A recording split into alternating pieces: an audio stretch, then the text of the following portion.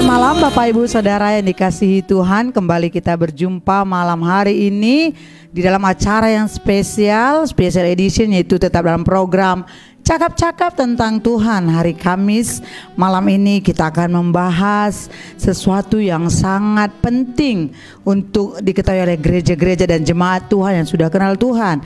Dan malam hari ini Bapak Ibu Saudara semuanya, kami sapa terlebih dahulu shalom buat kita semuanya. Saya percaya kita dalam keadaan baik-baik dan dalam perlindungan Tuhan. Nah, malam hari ini kita akan kedatangan tamu yang sudah tidak asing lagi, karena hamba Tuhan ini juga salah satu narasumber daripada cakap-cakap tentang Tuhan yang energik dan luar biasa di dalam Tuhan. Malam hari ini saya sapa terlebih dahulu ya. Selamat malam Pak Yogi Sidabutar. Selamat malam. Selamat malam. Tamu kita hari ini, narasumber kita hari ini adalah seorang hamba Tuhan, seorang dosen pengajar teologi. Iya, betul. Ya, dan malam ini kita akan banyak belajar dari hamba Tuhan ini tentang bagaimana keadaan gereja di akhir zaman. Karena kita tahu banyak peristiwa-peristiwa dan banyak pandangan-pandangan orang tentang bagaimana keadaan gereja, peristiwa gereja di akhir zaman. Dan malam hari ini kita akan membahas dan mengkupas tuntas habis. Makanya malam ini dikatakan special edition.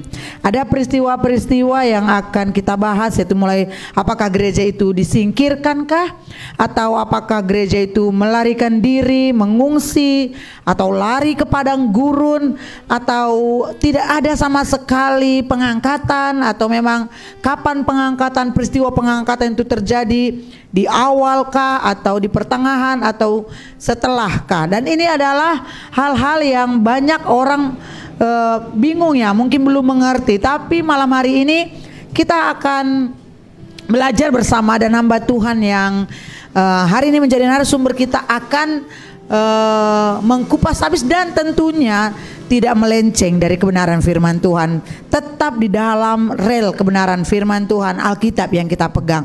Nah Bapak Ibu Saudara semuanya, mari terus stay tune. Iya betul ya Pak? Ya. Nah mari terus ikuti tayangan ini, dan kalau ada masukan atau ada pertanyaan yang akan disampaikan ketika nanti ada penjelasan yang mungkin kurang dimengerti, Bapak Ibu atau yang menyaksikan live streaming hari ini di Cakap-cakap tentang Tuhan boleh komen di bawah, dan kita akan nanti menjawab setiap pertanyaan-pertanyaan yang akan disampaikan oleh para pemirsa, Bapak Ibu semuanya yang malam hari ini menanyakan tentang keadaan akhir zaman. Nah, pada malam hari ini kita akan diskusi tentang pandangan ya, tentang pelbagai pandangan, keberagaman pandangan dari orang-orang Kristen, hamba-hamba Tuhan, para teolog tentang peristiwa yang manakah yang akan dialami oleh gereja Tuhan di akhir zaman. Karena di dalam Alkitab paling tidak perihal ini ada 7 peristiwa yang memang tertulis di dalam Alkitab. Yang pertama, ada peristiwa disingkirkan. Siapa yang disingkirkan? Kedua, ada peristiwa melarikan diri dan mengungsi. Siapa yang akan melarikan diri dan mengungsi? Yang ketiga, lari ke padang gurun. Siapa yang akan lari ke padang gurun? Dikumpulkan. Siapa yang dikumpulkan? Lalu yang kelima, diangkat. Siapa yang diangkat? Lalu yang keenam, apakah gereja masuk 7 tahun tribulasi, kan begitu. Selain itu nanti kita akan usahakan membahas tentang bila mana kalau salah satu daripadanya yang akan dialami oleh gereja, bila manakah itu akan terjadi. Baik, kita akan masuk satu persatu Bapak Ibu Saudara. Dalam hal ini, mengapa hal ini penting? Kita berangkat dulu dari mengapa hal ini. Masalah ini penting, saudaraku, dikupas tuntas demi mengakhiri kesalahpahaman yang terjadi selama ini di antara sesama kita orang Kristen di internal gereja. Bahkan Bapak Ibu Saudara, pandangan kepelbagaian pandangan itu sungguh menimbulkan katakanlah dalam tanda kutip ya, kekisruhan keyakinan, kan begitu ya, kekisruhan keyakinan.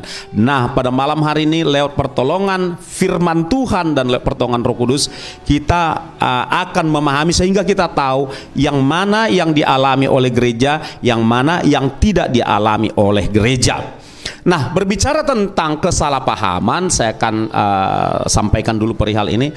Berbicara tentang terjadinya kepelbagaian pandangan tentang peristiwa yang dialami oleh gereja di akhir zaman, pada umumnya yang utama menyebabkannya adalah ketidak atau kekurang cermatan di dalam membaca Alkitab, ya, kurang cermat memahami baik teks Alkitab maupun konteks.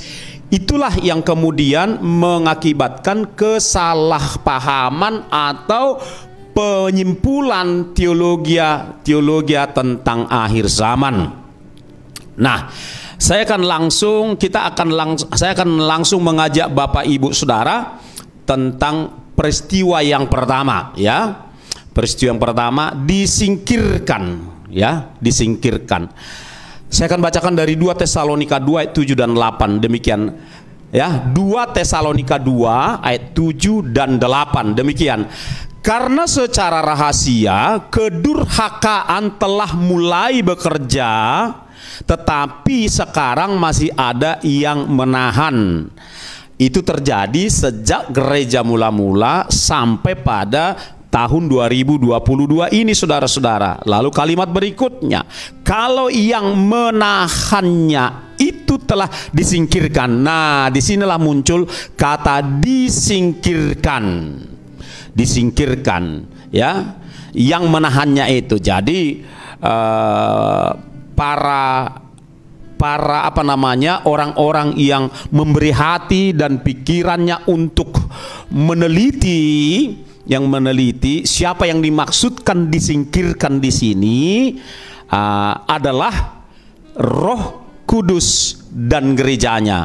Roh Kudus yang sudah menyatu dengan gerejanya itu, apabila itu disingkirkan dalam hal ini, diangkat dari muka bumi, Bapak Ibu Saudara, maka ayat 8, pada waktu itulah si pendurhaka, si antikristus baru akan menyatakan dirinya, tetapi Tuhan Yesus akan membunuhnya dan seterusnya.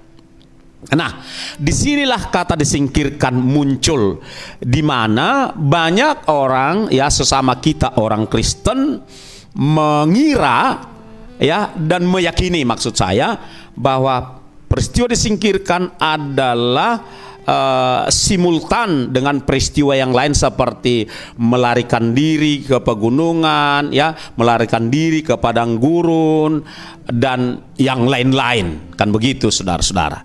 Jadi disingkirkan.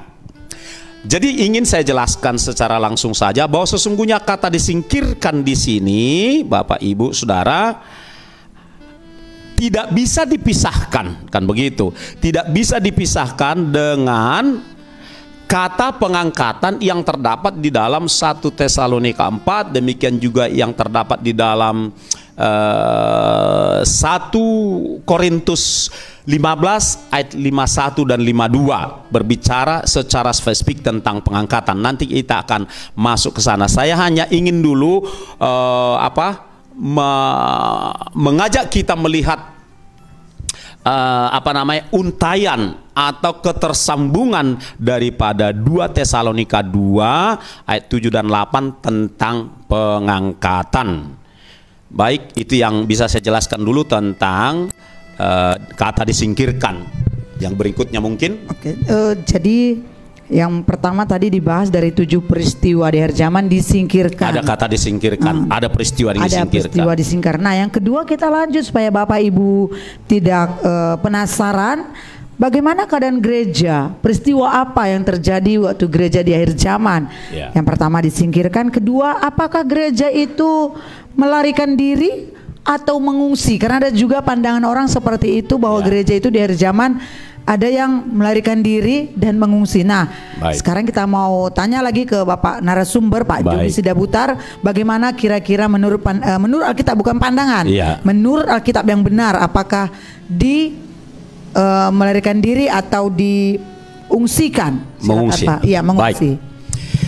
Baik, Bapak Ibu Saudara yang saya kasihi dalam Tuhan Yesus Kristus, lagi-lagi kita menemukan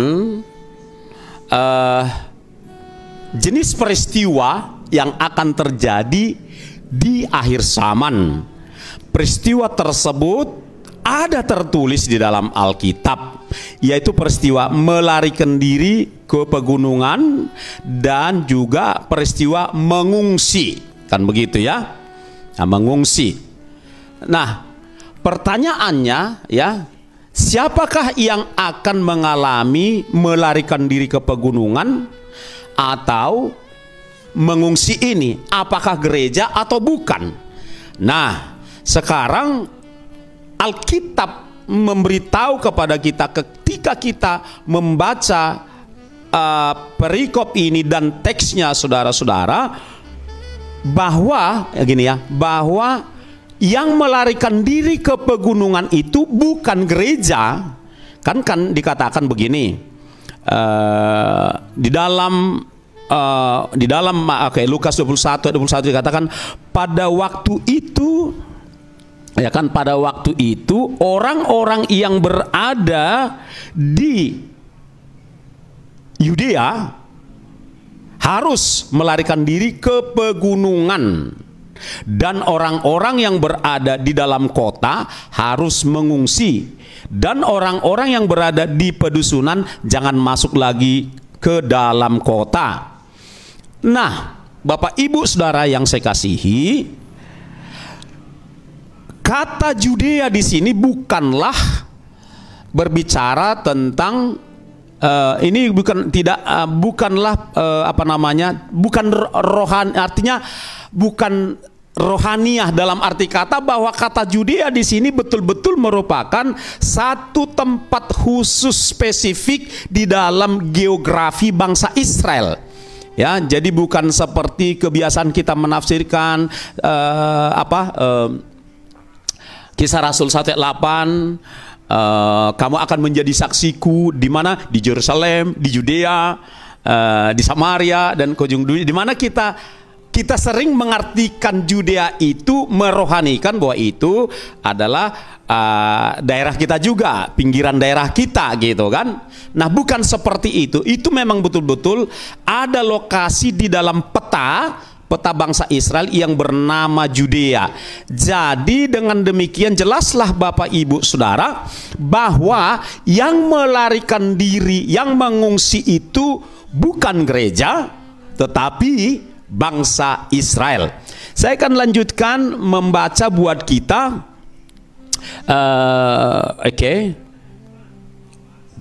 Melarikan diri ke pegunungan dari Matius 24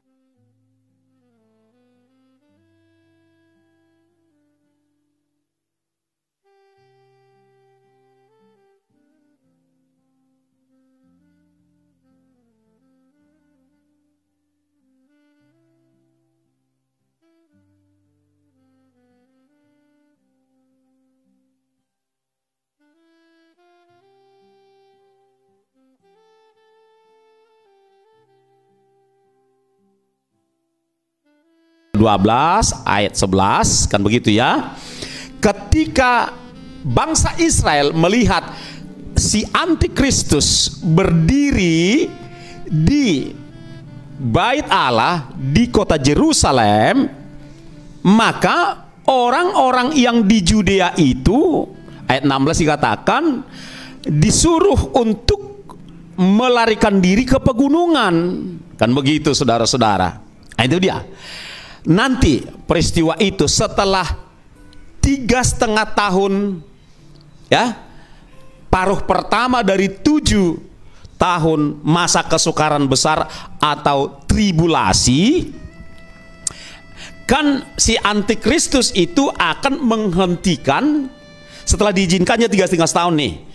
Dan ada juga pemahaman yang mengatakan bahwa si antikristus itu akan berperan bagaikan Mesias bangsa Israel yang akan memandu, menuntun mereka melakukan perayaan-perayaan bangsa Israel setelah bangsa-bangsa atau keturunan Yahudi dari seluruh dunia kumpul di tanah Kanaan, di tanah Kanaan sana. Maka yang akan tampil nanti di sana yang memimpin mereka adalah si Mesias palsu itu, yaitu si antikristus. Namun ya 3,5 tahun dibiarkan berlangsung, tapi ketika 3,5 tahun berlalu, maka si antikristus itu akan berdiri di bait Allah itu dan akan menghentikan perayaan-perayaan sehari-hari dari bangsa Israel sebagaimana dituliskan di dalam Daniel 12 ayat 11. Nah, kan begitu saudara-saudara. Nah, ketika si antikristus itu sudah berdiri di bait Allah itu nanti, maka orang-orang yang di Judea itu, ya Israel Utara kan begitu ya, diperintahkan Tuhan untuk melarikan diri ke pegunungan.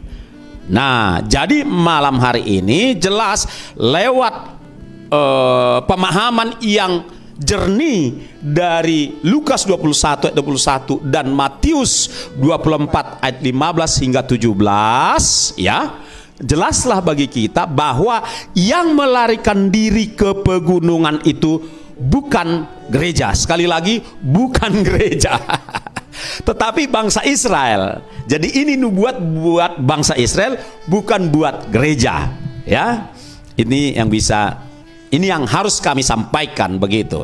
Saya persilakan kembali ke yang dimasukkan dengan kata melarikan diri dan mengungsi ini diperjelas bahwa ini bukan gereja, tetapi bangsa Israel, dan itu Yudea itu memang ada di geografi daripada bangsa Israel. Ya, betul. Seperti kita lokasi memang ada lokasi tertentu secara spesifik. Bukan secara rohani, tapi secara fisik ada yang namanya Yudea, dan orang Yudea ketika sudah melihat itu mereka diharuskan. Yesus berkata di dalam Matius 24, haruslah kamu melarikan diri. Jadi bukan Kristen, bukan gereja. Oke, jadi sudah jelas ya Bapak Ibu Saudara semuanya bahwa yang dikatakan sih melarikan diri dan mengungsi itu bukan gereja, tetapi memang ada tempat geografi di bangsa Israel itu nama tempat. Ya. Nah, orang-orang Yudea, Israel Utara secara umum. Oke, kita akan lanjut lagi terus karena waktu kita terus berjalan. Peristiwa gereja di akhir zaman ada juga yang mengatakan bahwa gereja itu akan lari ke padang gurun. Iya. Itu sering kita dengar bahwa gereja akan lari ke padang gurun. Jadi bagaimana ini menurut kebenaran Alkitab? Apakah memang peristiwa di akhir zaman itu gereja memang lari ke padang gurun, Pak? Iya. Paling populer. Iya. Oke.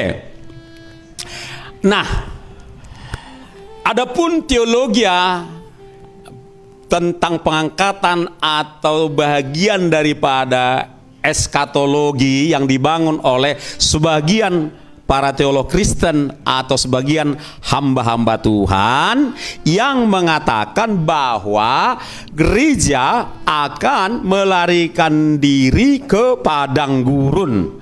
Nah, di sini pun terjadi, ya mohon maaf dengan rendah hati kami katakan bahwa itu bisa terjadi, kesimpulan demikian bisa terjadi akibat, kan begitu, akibat kurang cermatnya memahami konteks dan teks.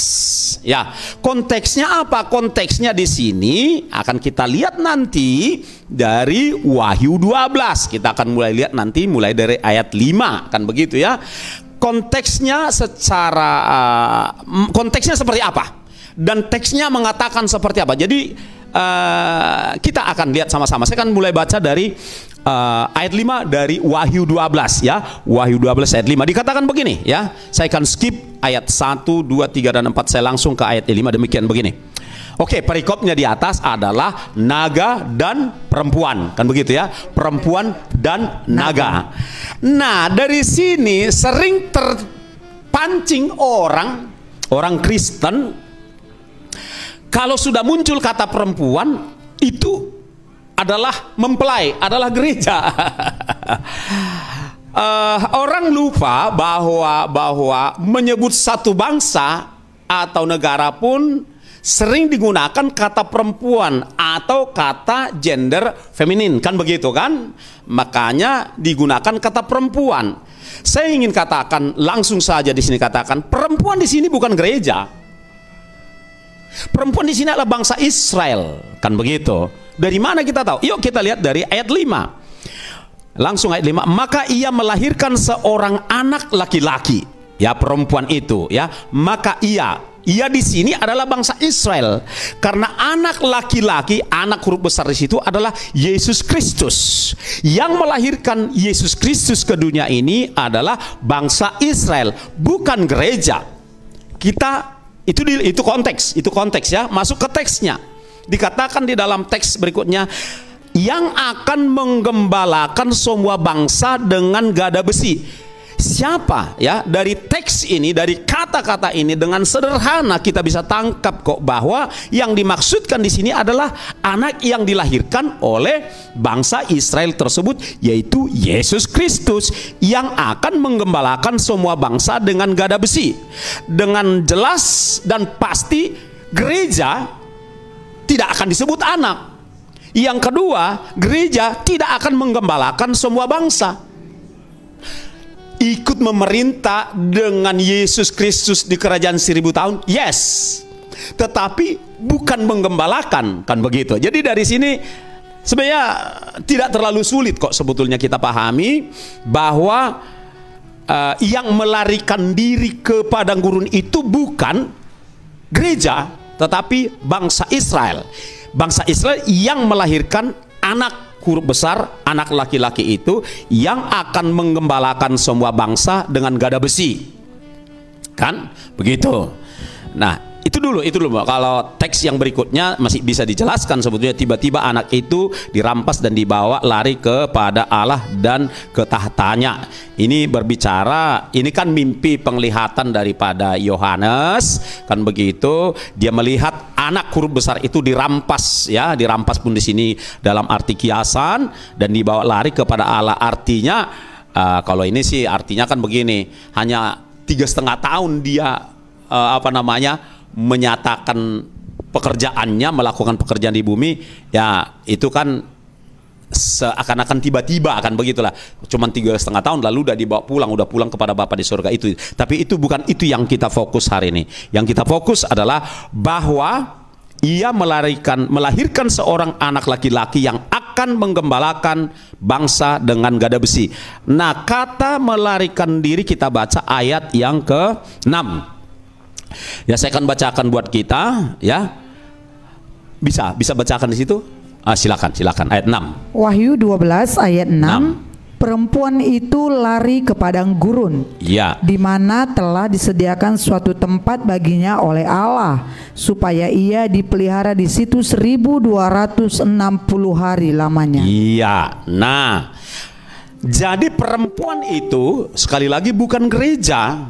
Ya, perempuan yang lari ke padang gurun itu adalah bangsa Israel, di mana telah disediakan suatu tempat bagi mereka oleh Allah. Ya, ini dirahasiakan, ya, dirahasiakan.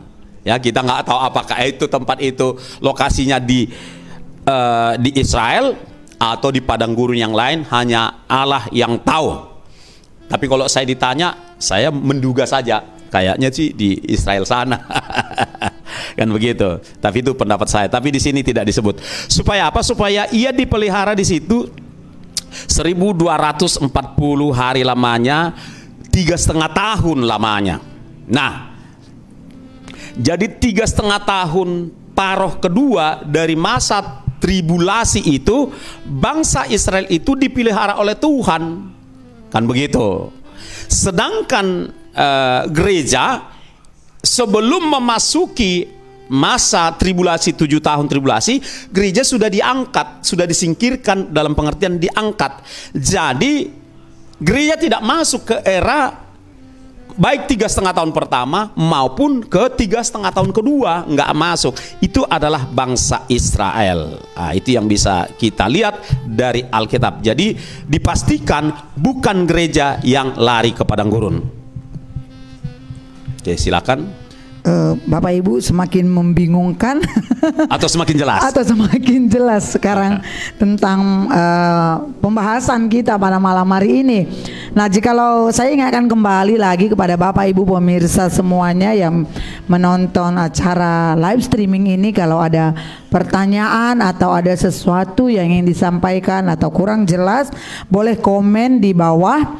Nanti mungkin akan dijawab oleh Bapak Jogi Sidabutar. Karena ini semakin ada yang sudah mulai jelas atau ada yang mulai semakin bingung. Karena saya harap makin jelas ya. Karena memang pembahasan mengenai akhir zaman ini kadang-kadang banyak yang langsung pusing kepalanya kali Pak ya. Tapi kita akan terus membahas. Nah, tapi harapan kami justru melenyapkan kepusingan. Iya, dan akan mendapat kepastian jawaban. Iya. Nah, baik. Kita akan terus, tadi kita sudah mulai sampai kepada 3 peristiwa. Kalau di pertama dikatakan disingkirkan, lalu kedua ada melarikan diri atau mengungsi, dan yang ketiga lari ke padang gurun yang sudah kita bahas tadi dan sering disebut lari ke padang gurun. Tapi kita mari terus ikuti biar tahu, nanti kita semua tahu bahwa bagaimana sebetulnya peristiwa yang memang sesuai dengan kebenaran firman Tuhan itu. Ya, kita masuk ke 4, yaitu ada juga yang mengatakan peristiwa itu dikumpulkan. Oke. Dan memang ada ayatnya juga di Alkitab itu ya, Pak. Nah, kita masuk kepada peristiwa yang Alkitab tuliskan akan terjadi di akhir zaman, yaitu dikumpulkan. Meski kata dikumpulkan ini masih kurang diekspos atau diangkat oleh para penggiat eskatologi Kristen. Namun malam hari ini kata dikumpulkan di sini di dalam Matius 24 ayat 31 ini, Bapak Ibu Saudara, kerap kali juga dipakai menjadi dasar untuk membuat satu teologi, yaitu bahwa gereja itu dikumpulkan dan diangkat setelah usai masa 7 tahun tribulasi, kan begitu. Yuk kita lihat ya, apakah benar demikian. Dari Matius 24:31 dikatakan, saya akan baca mulai dari ayat, kita buka dulu dari Matius 24. Namun saya akan mulai baca dari ayat 29 ya. Demikian. Segera sesudah siksaan pada masa itu, ya, segera sesudah siksaan pada masa itu, kan begitu, matahari akan menjadi gelap dan bulan tidak bercahaya dan bintang-bintang akan berjatuhan dari langit dan kuasa-kuasa langit akan goncang. Ayat 30, pada waktu itu akan tampak tanda anak manusia, yaitu Yesus Kristus, di langit, dan semua bangsa di bumi akan meratap dan mereka akan melihat anak manusia itu datang di awan-awan di langit dengan segala kekuasaan dan kemuliaannya. Ayat berikutnya, saudaraku. Nah, dan ia akan menyuruh keluar malaikat-malaikatnya dengan meniup sangkakala yang dahsyat bunyinya, dan mereka akan mengumpulkan, di sini akan mengumpulkan orang-orang pilihannya, ya, dari keempat penjuru bumi, dari ujung langit yang satu ke ujung langit yang lain. Tampaknya Bapak Ibu Saudara yang kami kasihi, bahwa pemahaman bahwa gereja tidak mengalami pengangkatan bertolak dari ayat ini, berdasar pada ayat ini, kan begitu. Nah, ini kan dikatakan segera sesudah siksaan pada masa itu, berbicara tentang siksaan atau masa kesukaran itu, penyiksaan berat yang dilakukan oleh antikristus. Segera setelah itu usai, ya kan, berarti segera setelah 7 tahun masa kesukaran, masa penyiksaan itu usai, kan begitu, ayat 30 kita lompat ya, kita skip ke ayat 30. Maka pada waktu itu akan tampak tanda anak manusia di langit, dan semua bangsa di bumi akan meratap, dan mereka akan melihat anak manusia itu datang di awan-awan di langit dengan segala kekuasaan dan kemuliaannya. Nah, bagian kalimat terakhir ini juga ada yang mendasarkan teologianya pada kalimat ini, bahwa Tuhan Yesus akan nampak di awan-awan di langit, di mana kata awan-awan ada juga terdapat di dalam kitab Tesalonika yang berbicara tentang pengangkatan, ya, pengangkatan. Nanti akan kita lihat ayatnya. Jadi di sini pun terjadi dua pandangan. Maksud saya, dari sini pun lahir dua pandangan yang berbeda.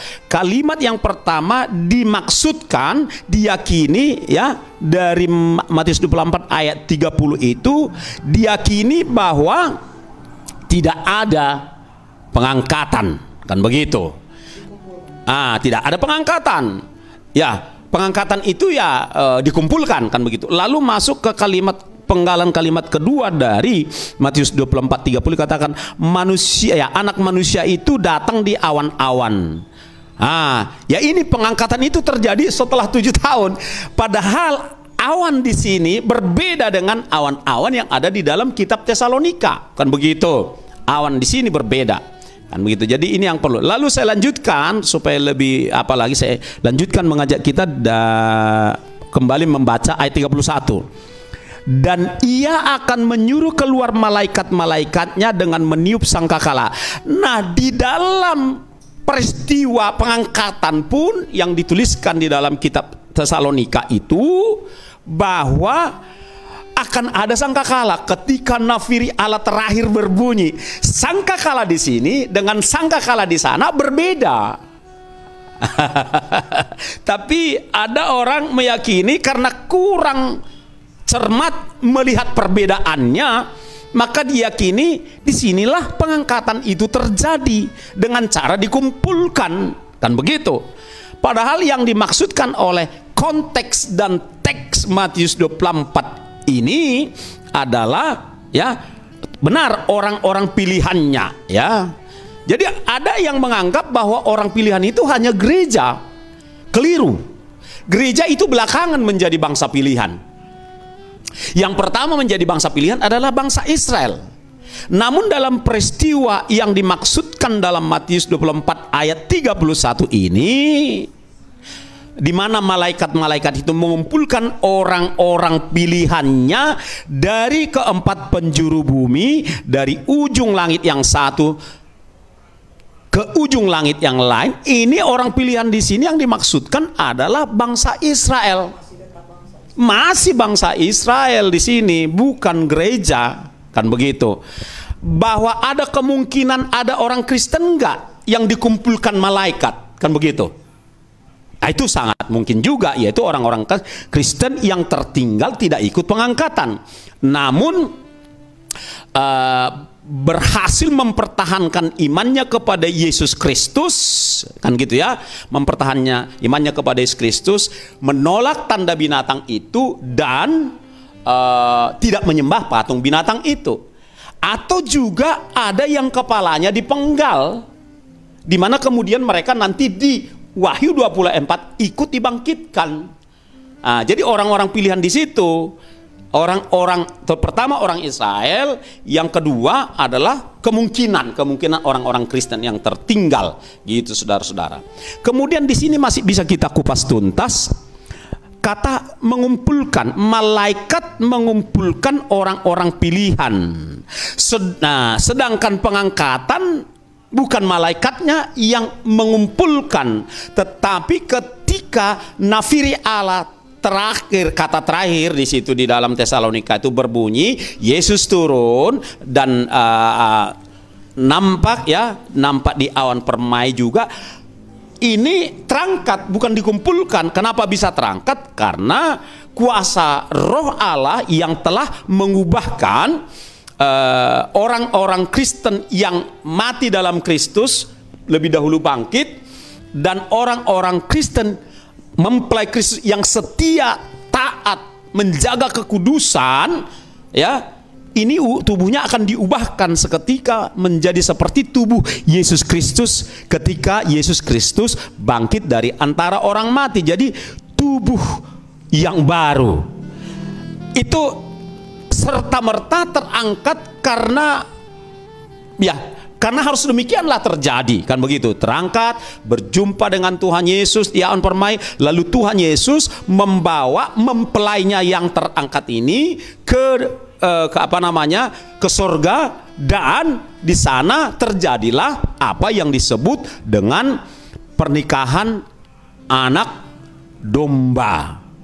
Sekarang kita mau bertanya balik, kalau sekiranya tidak ada pengangkatan, kan begitu? Ini logika sangat sederhana. Karena kalau ada juga yang menganggap memang tidak ada pengangkatan. Kalau sekiranya ini dipahami bahwa tidak ada pengangkatan karena setelah dikumpulkan ini akan segera masuk ke dalam kerajaan 1000 tahun, berarti pernikahan anak domba Allah tidak ada dong peristiwa itu. Atau saya tidak akan mengatakan yuk kita hapus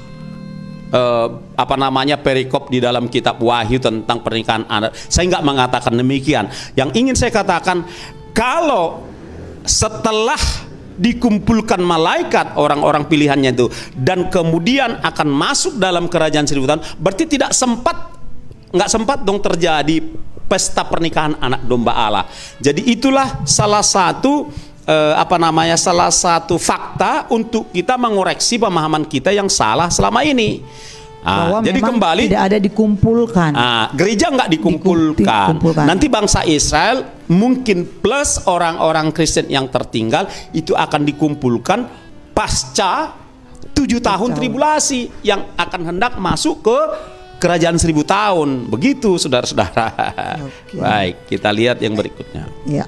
Berarti Bapak Ibu sudah mulai ada pemahaman atau yang sudah kebenaran firman Tuhan tidak dikumpulkan gereja pada akhir zaman, ya. Jadi karena tadi katakan karena malaikat itu mengumpulkan.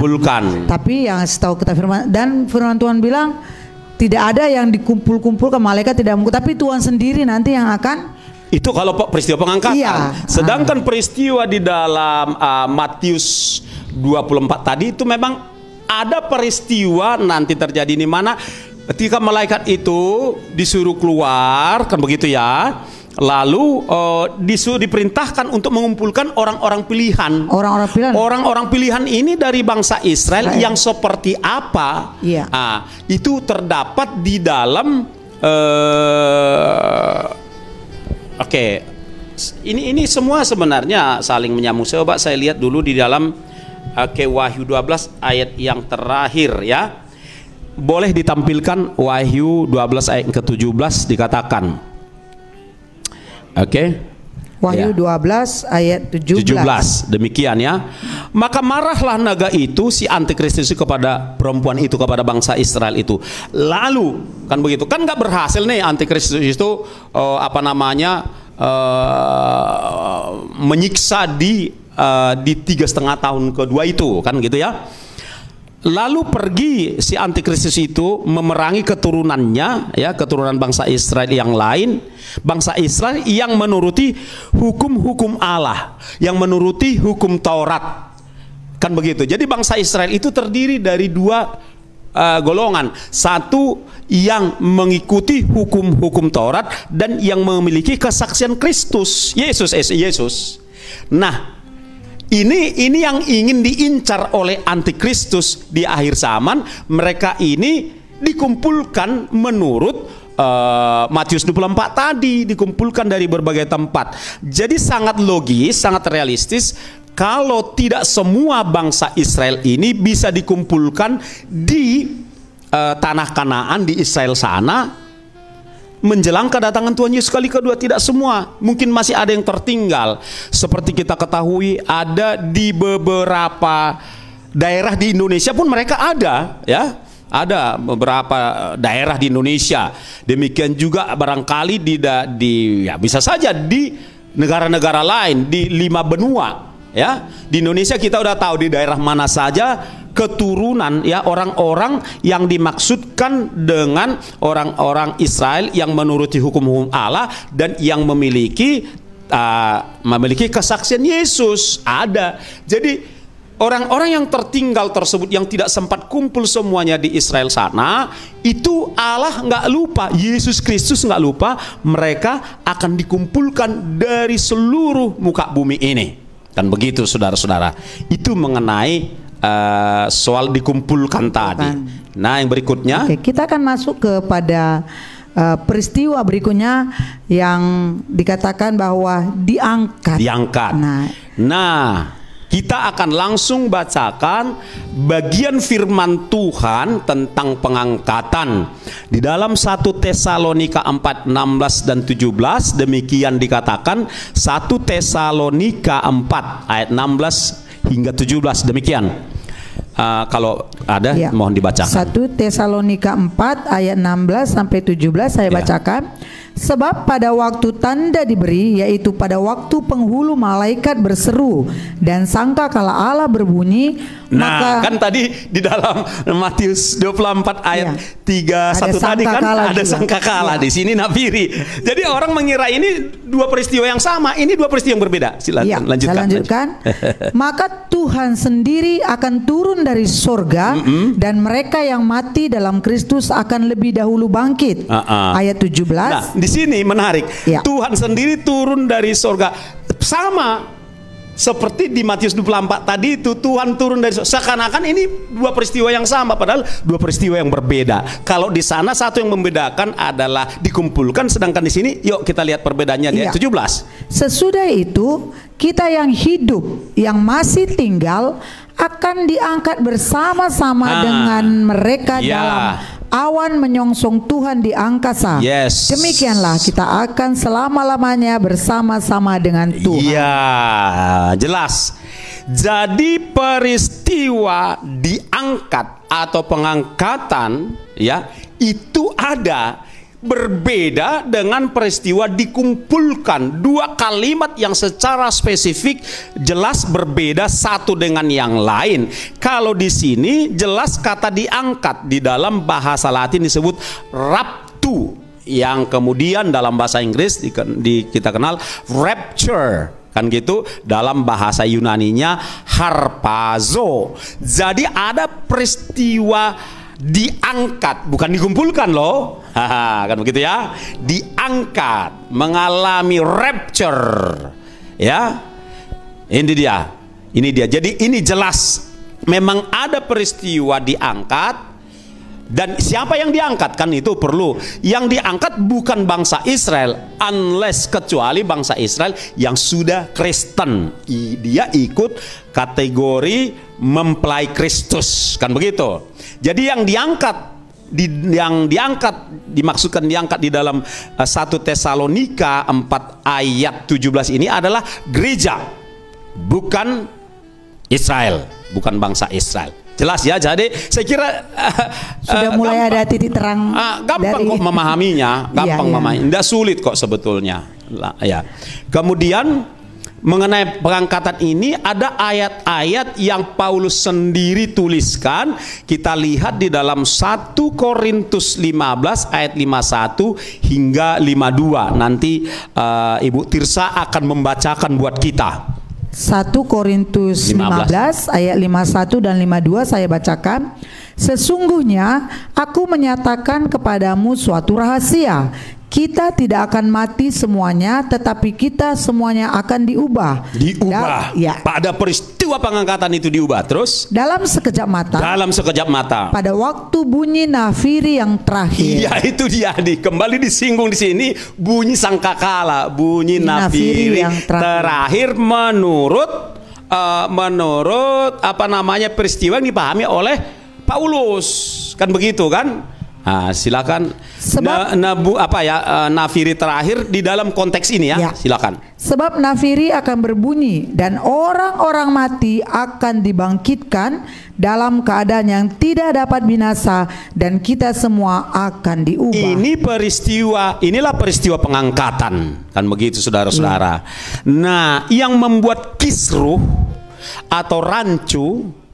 pemahaman sebagian hamba-hamba Tuhan atau para teolog Kristen, karena ada kata waktu bunyi nafiri, kan gitu ya, nafiri berbunyi, kan begitu saudara-saudara.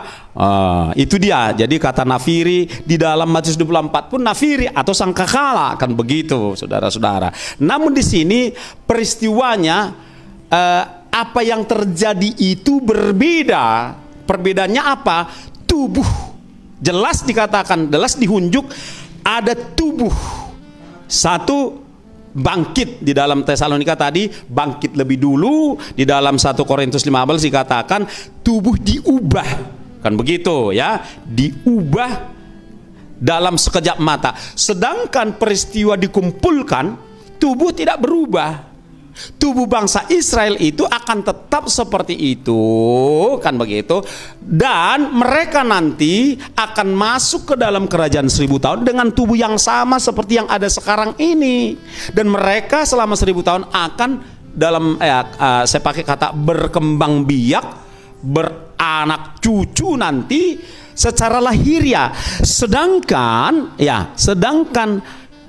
mempelai Kristus yang sudah diubahkan tubuhnya menjadi tubuh kemuliaan tidak lagi berkembang biak, beranak cucu lagi, karena dia sudah memiliki tubuh rohani yang kekal dan yang permanen.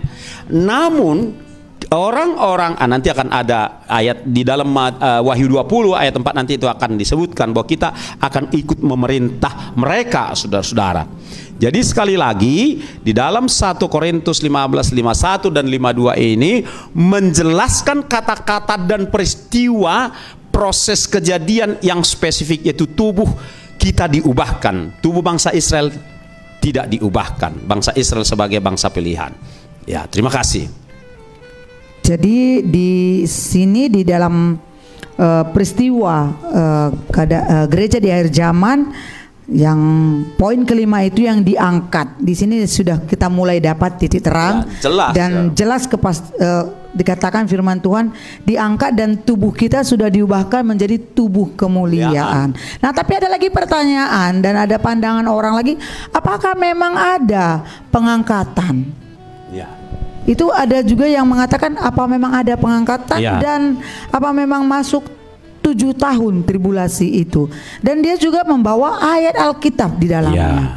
Coba boleh Bapak Oke, jadi ada pandangan kalau pengangkatan jelas, Alkitab jelas ada menyebutkan kata raptu atau harpazo secara jelas, di mana ciri khas peristiwa itu diubahkan ya secara seketika. Itu diubahkan secara seketika, itu jelas ada. Lalu andai kata tidak ada, andai kata pengangkatan itu adalah Matius 24 ayat 1, maka ini tidak ada, kan begitu. Harus salah satunya, kan begitu kan. Kalau sekiranya pengangkatan tidak ada tetapi yang ada dikumpulkan, maka ini tidak ada di dalam Alkitab.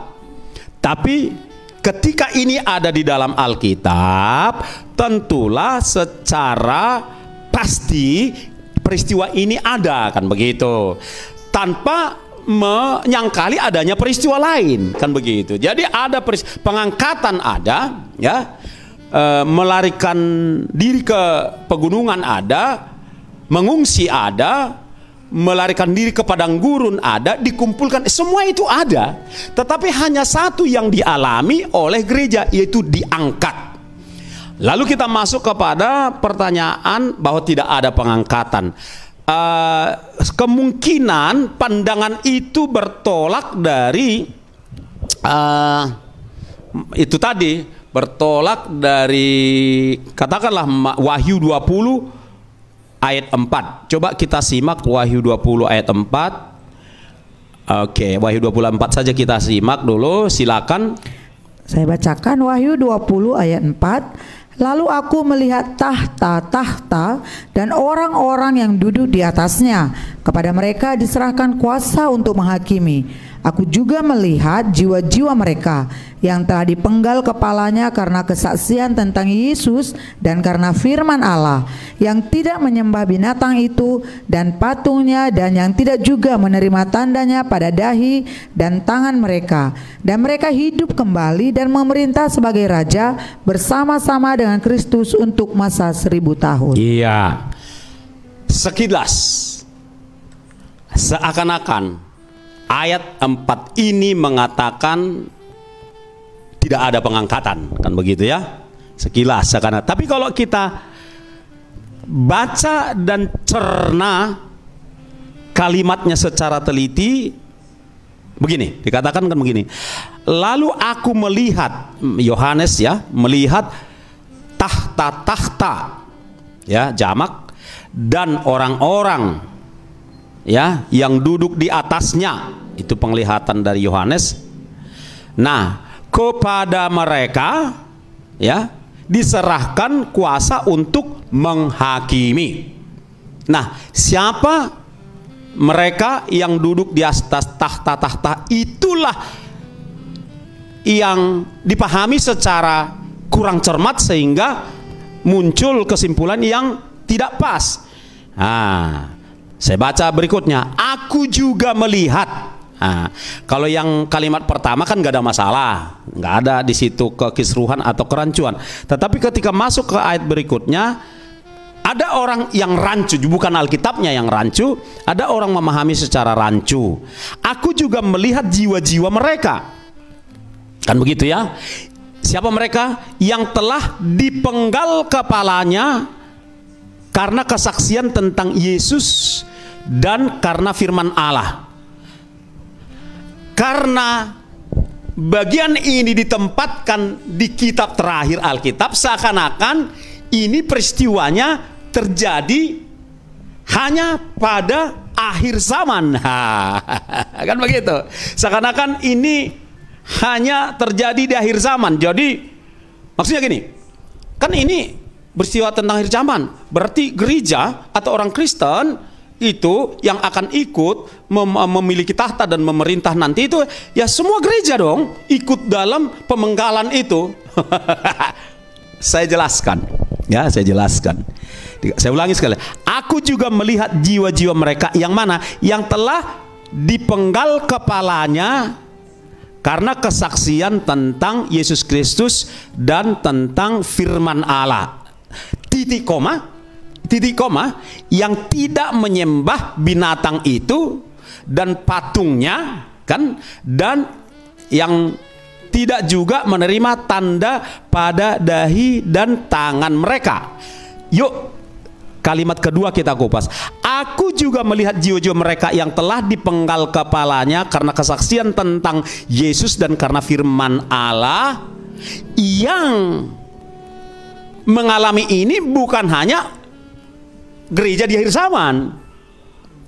Jangan lupa pasca Stefanus nih, dirajam dan dimatinya ya. Nah, setelah itu kan banyak orang Kristen yang kepalanya dipenggal, termasuk Paulus. Di abad kedua begitu, abad ketiga begitu, abad keempat hingga abad ke berapa itu? 15 hingga abad ke-16, kan begitu kan? Itu memang penganiayaan agak redup sampai ke eranya si Martin Luther, ya, 1517. Karena Konstantinus Kaisar waktu itu memerintahkan supaya orang semua percaya kepada agama yang dianut oleh Konstantinus, padahal sebenarnya belum jelas apakah dia Kristen sejati atau bukan. Tapi yang pasti bahwa dia memerintahkan semua orang di Kekaisaran Romawi itu harus beragama seperti agama dia. Dan kita nggak tahu agama dia apa sebenarnya. Memang pakai tanda salib, kan begitu. Nah, sejak itu memang ini perlu saya imbuhkan juga bahagian dari sejarah. Sejak itu memang tidak ada penganiayaan yang membuat gereja justru redup. Justru gereja tidak lagi taat, tidak lagi melakukan perintah Allah dan tidak lagi menghindari larangan-larangan Allah seperti penyembahan berhala dan lain sebagainya. Membuat gereja dari abad ke-4 hingga abad ke-16 itu redup.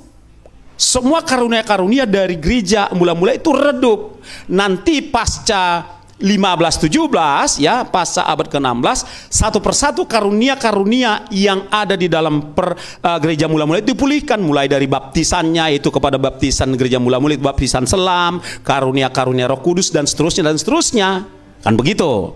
Namun yang ingin saya katakan kembali ke sini bahwa yang mengalami pemenggalan itu bukan hanya gereja setelah gereja diangkat atau gereja akhir zaman, enggak. Sebelumnya pun sudah, bahkan di abad pasca Martin Luther itu orang Kristen ada puluhan juta yang dibunuh, kan begitu. Masuk ke era kita ya, ada orang Kristen yang dibunuh oleh ISIS, kan begitu kan. Banyak yang kepalanya dipenggal, ditembak dan lain sebagainya. Jadi ini ayat ini tidak kita kunci, kita kurung ayat ini hanya berlakunya di akhir zaman, bahwa pemenggalan kepala itu sudah terjadi dari sejak abad pertama hingga akhir zaman, juga kelak akan terjadi pasca gereja diangkat, sangat mungkin terjadi. Jadi mari tolong kita memahami ini secara utuh ya, secara komprehensif, kan begitu saudara-saudara. Kemudian yang kepalanya dipenggal karena kesaksian akan Yesus dan karena firman Allah. Lalu titik koma, Yohanes juga melihat, yaitu mereka yang tidak menyembah binatang itu dan patungnya dan tidak menerima tanda pada tangan atau dahi. Orang Kristen di abad pertama, kedua sampai ke tahun 2022 ini katakan, kan begitu ya, tidak menyembah patung binatang itu. Tapi itu juga ikut dilihat oleh Yohanes, penulis kitab Wahyu, kan begitu. Itu juga dilihatnya, kan begitu. Jadi ini nggak bisa kita plot yang tidak menyembah binatang itu, ya otomatis gereja awal, ya sepanjang gereja ya abad pertama hingga abad ke-19 katakan abad 21 ini tidak menyembah binatang itu, tapi itu pun dilihat oleh si Yohanes, kan begitu. Nanti ada ini secara spesifik, nanti memang ada orang Kristen yang berhasil tidak menyembah binatang itu dan patungnya dan tidak menerima tanda pada tangan atau itu ada juga akan mengalami itu di akhir zaman pasca pengangkatan. Ada, cuman jumlahnya mungkin tidak banyak, tapi ada. Itu sebabnya orang-orang seperti itu pun disertakan oleh Allah dalam penglihatan Yohanes ini bahwa akan ikut memerintah sebagaimana kalimat berikutnya. Dan dikatakan di kalimat berikutnya, apa dikatakan kalimat terakhir, mereka hidup hidup kembali dan memerintah sebagai raja bersama-sama dengan Kristus untuk di kerajaan 1000 tahun, kan begitu. Jadi baik kalau yang dipenggal kepalanya di abad pertama kan sudah hidup kembali di pengangkatan. Namun yang belum hidup kembali pasca pengangkatan, kan begitu, tapi kepalanya dipenggal karena keyakinan kepada Kristus, sampai kepada pasca pengangkatan pun akan ikut memerintah gitu loh. Ikut memerintah bersama dengan Kristus di masa kerajaan 1000 tahun. Jadi harus demikian kita memahaminya supaya tidak kisru atau supaya tidak rancu. Kata lain mungkin kurang cermat dan mungkin mengambil sepenggal-sepenggal dari kebenaran firman Tuhan, sehingga terjadilah pemahaman seperti itu. Ya. Harus kita baca, teliti, kita belajar, berjuang memahami teks dan konteksnya sehingga kita dapat mendapatkan kepastiannya, gitu, saudara-saudara. Dan ini mungkin juga ada pemahaman atau pandangan orang, mungkin ini sering sekali. Ada beberapa yang mengatakan bahwa rapture atau pengangkatan itu terjadi sebelum Ada yang mengatakan di pertengahan, dan ada juga yang mengatakan sesudah masa tribulasi. Jadi ini banyak sekali pandangan-pandangan orang tentang masa rapture ini. Baik. Nah, bisa Bapak jelaskan bagaimana? Nah, jadi gini, Tuhan? Kembali kepada fakta bahwa Alkitab tidak mengandung kesalahan.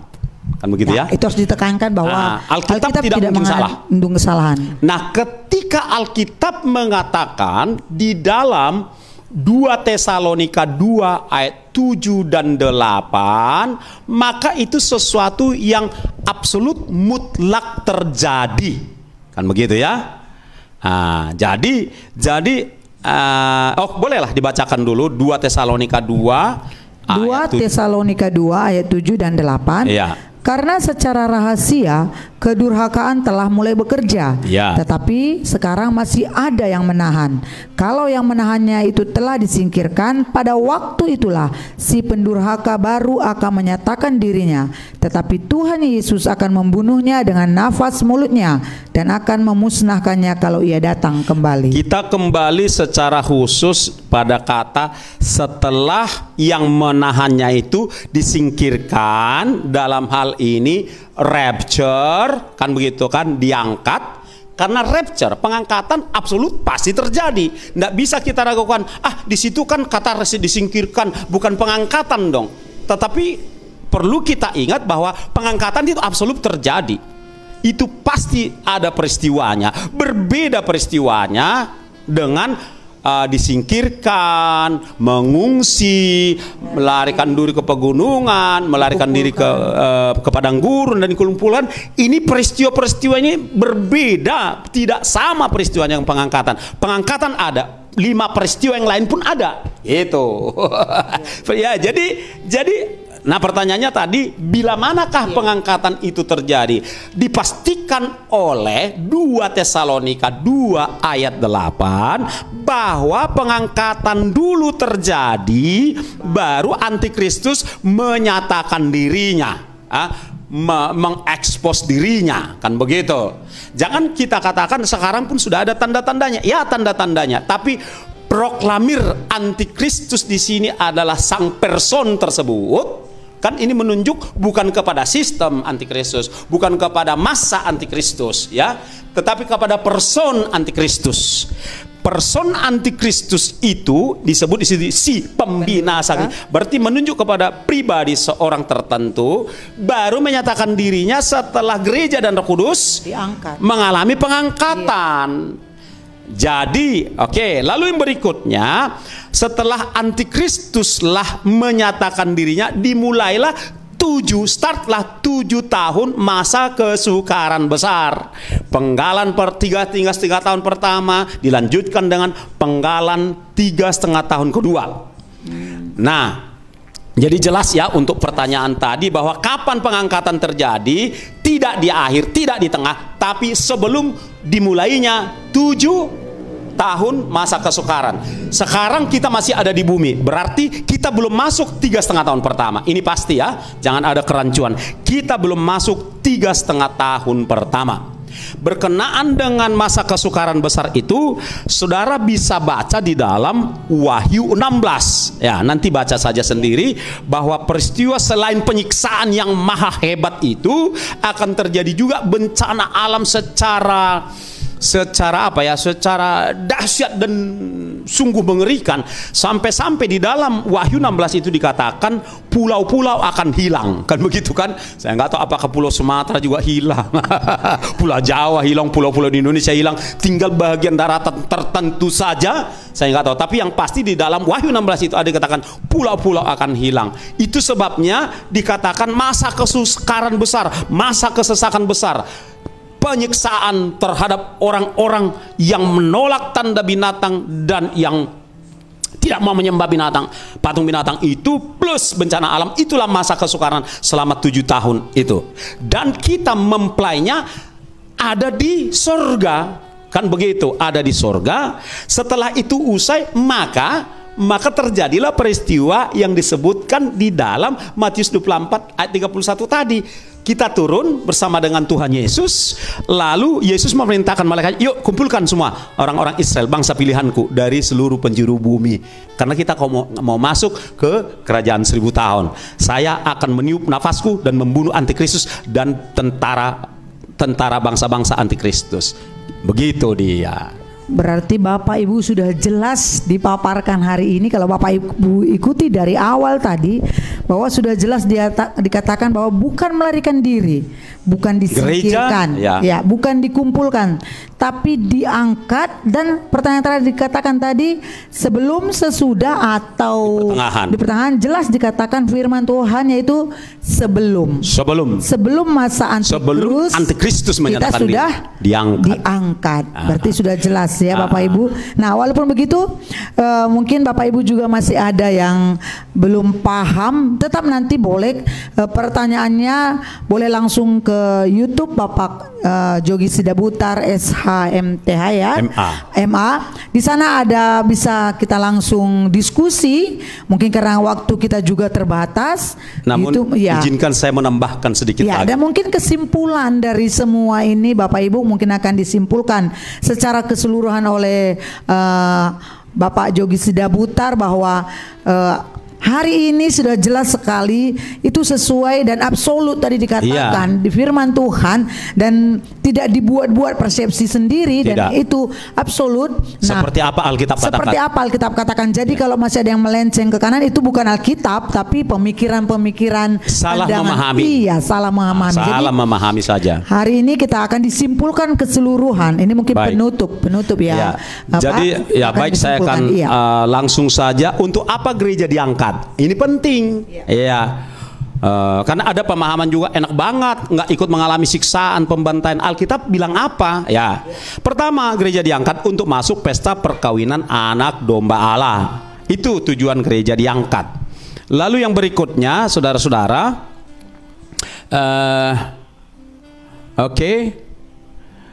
untuk apa? Ini penting. Ini perlu. Untuk apa Tuhan izinkan masa kesesakan besar itu terjadi? Itu bukan untuk gereja, tapi untuk bangsa Israel dan bangsa-bangsa lain. Mengenai hal ini nanti akan saya tampilkan di dalam YouTube, ya, akan saya ambil karena waktu, ayat-ayat mana yang mengatakan itu, untuk apa itu terjadi, kan begitu. Tapi menarik sekali pembahasan itu Pak. Untuk apa Tuhan izinkan masa kesukaran yang itu terjadi, begitu panjang, untuk mengedukasi bangsa Israel dan untuk menghukum bangsa-bangsa lain. Sedangkan orang Kristen, Roma 8 ayat 1 berkata, barang siapa yang dalam Kristus, ia tidak berada dalam penghukuman. Lalu ayat yang lain mengatakan, Bapak Ibu Saudara, ya, di sini dikatakan, ini dia jaminannya. Ini kalau ini harus saya sampaikan malam hari dan mohon ditampilkan dari 1 Tesalonika 5 ayat 9. 1 Tesalonika 5 ayat 9. Ini dia. Ini nggak mungkin dihapus. Silakan dibaca.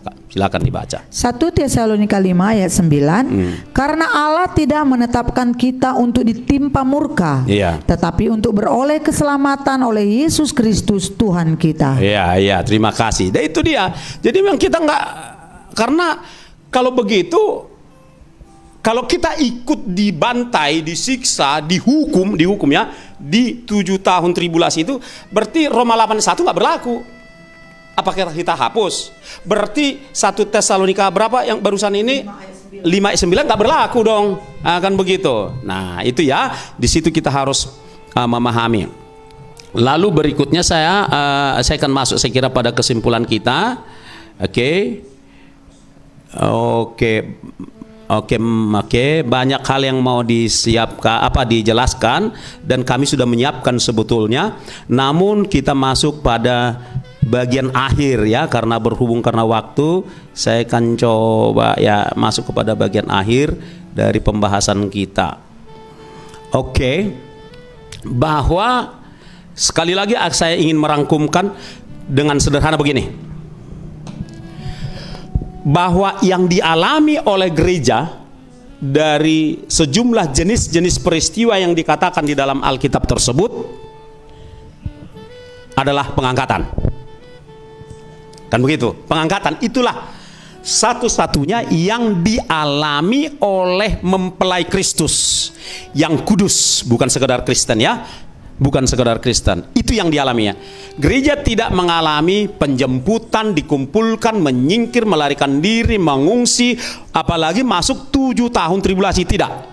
Yang mengalami itu adalah bangsa Israel. Yang melarikan diri ke gunung, orang-orang Judea, itu bangsa Israel. Yang mengungsi, itu bangsa Israel. Yang dikumpulkan itu bangsa Israel. Yang melarikan diri ke padang gurun, itu bangsa Israel. Bahkan Bapak Ibu Saudara, yang masuk pada bahagian, ya sebahagian bangsa Israel masuk pada 7 tahun masuk, artinya mereka tidak terangkat, tapi mereka disembunyikan, kan begitu. Mereka masuk di era itu, mereka artinya masih ada di bumi. Itu dia lebih tepat. Bangsa Israel masih ada di bumi ketika masa kesukaran besar 7 tahun itu terjadi. Hanya saja di belahan bumi yang mana kita nggak tahu, kan begitu, saudara-saudara. Nah inilah yang Alkitab katakan kepada kita, yang saya sendiri tidak berani menambah ataupun menguranginya. Jadi jelas Bapak Ibu Saudara, orang Kristen yang kudus, yang lahir baru, kudus, setia sampai akhir, ya, akan diangkat. Oleh sebab itu pesan terakhir kami dari program ini dan melalui pelayanan ini, pastikan Bapak Ibu Saudara mengalami lahir baru, hidup baru, ciptaan baru, dan kerjakan keselamatanmu, jaga kekudusan, tidak kompromi dengan dunia ini, tidak kompromi dengan apapun juga. Jadilah menjadi tawanan kebenaran, yaitu Kristus dan firman Allah, setia sampai akhir. Jangan takut untuk menjadi pengikut Kristus yang setia. Tuhan akan beri kekuatan kepada kita, karena ada jaminan di dalam Wahyu 3:10 dikatakan bahwa kelak memang akan terjadi pencobaan melanda seluruh dunia dari zaman, tetapi bagi yang bertekun akan firman Tuhan dan bertekun menantikan kedatangan Kristus kali yang kedua, akan diluputkan, diselamatkan. Tuhan Yesus memberkati kita. Shalom.